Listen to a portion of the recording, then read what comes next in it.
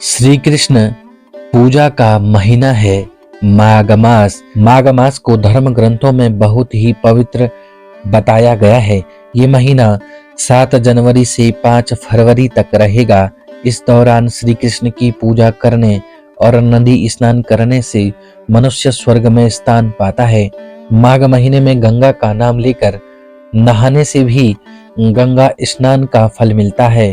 पुराणों में कहा गया है कि जब माघ मास में सूर्य मकर राशि में हो तो सुबह जल्दी पवित्र नदी में स्नान करना चाहिए। इससे अनंत गुना पुण्य फल प्राप्त होता है। धर्म ग्रंथों के अनुसार इस महीने में श्री कृष्ण की पूजा की जाए तो मनोकामनाएं पूरी होती हैं।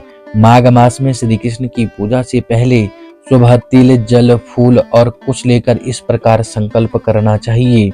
इसके बाद श्री कृष्ण की प्रार्थना और पूजा करें। श्री कृष्ण को घर में शुद्धता से बने पकवानों का भोग लगाएं और उसमें तुलसी के पत्ते जरूर डालें। इस तरह पूरे महीने में भगवान श्री कृष्ण की पूजा करने से दुख दूर होते हैं और सुख समृद्धि रहती है। माघ की ऐसी महिमा है कि इसमें जहाँ कहीं भी जल हो वो गंगा जल के समान माना जाता है। फिर भी प्रयाग, काशी, नैमिषारण्य, कुरुक्षेत्र, हरिद्वार तथा अन्य पवित्र नदियों, स्थानों और तीर्थों में स्नान का बड़ा महत्व है। महाभारत में माघ महीने का महत्व बताया गया है। महाभारत के अनुशासन पर्व के अनुसार जो माघ मास में नियम से एक वक्त खाना खाता है तो वह धनवान कुल में जन्म लेकर अपने परिवार में महत्वपूर्ण होता है। इसी अध्याय में कहा गया है कि माघ मास की द्वादशी तिथि को दिन रात उपवास करके भगवान माधव की पूजा करने से उपासक को राजसूय यज्ञ का फल प्राप्त होता है और वह अपने कुल का उद्धार करता है। आइए जानते हैं माघ मास की सरल कथा। प्राचीन काल में नर्मदा किनारे सुव्रत नाम का ब्राह्मण रहता था जो वेद, धर्मशास्त्रों और पुराणों के जानकार थे। कई देशों की भाषाएं और लिपियां भी जानते थे। इतने विद्वान होते उन्होंने अपने ज्ञान का उपयोग धर्म के कामों में नहीं किया। पूरा जीवन केवल धन कमाने में ही गवा दिया। जब वो बूढ़े हुए तो याद आया कि मैंने धन तो बहुत कमाया लेकिन परलोक सुधारने वाला कोई काम नहीं किया।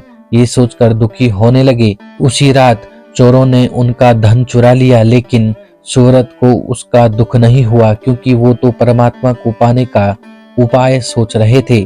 तभी सुव्रत को एक श्लोक याद आया। माघे निमग्नाः सलिले सुशीते विमुक्त पापास्त्रिदिवम प्रयान्ति। उनको अपने उद्धार का मूल मंत्र मिल गया। फिर उन्होंने माघ स्नान का संकल्प लिया और 9 दिनों तक सुबह जल्दी नर्मदा के पानी में स्नान किया। 10वें दिन नहाने के बाद उन्होंने अपना शरीर त्याग दिया। सुव्रत ने जीवन भर कोई अच्छा काम नहीं किया था लेकिन माघ में स्नान के बाद उनका मन निर्मल हो चुका था। जब उन्होंने प्राण त्यागे तो उन्हें लेने दिव्य विमान आया और उस पर बैठकर वो स्वर्ग लोक चले गए। यदि यह जानकारी आपको अच्छी लगी हो तो हमारे चैनल को सब्सक्राइब करें। कमेंट बॉक्स में ओम नमः शिवाय अवश्य लिखें।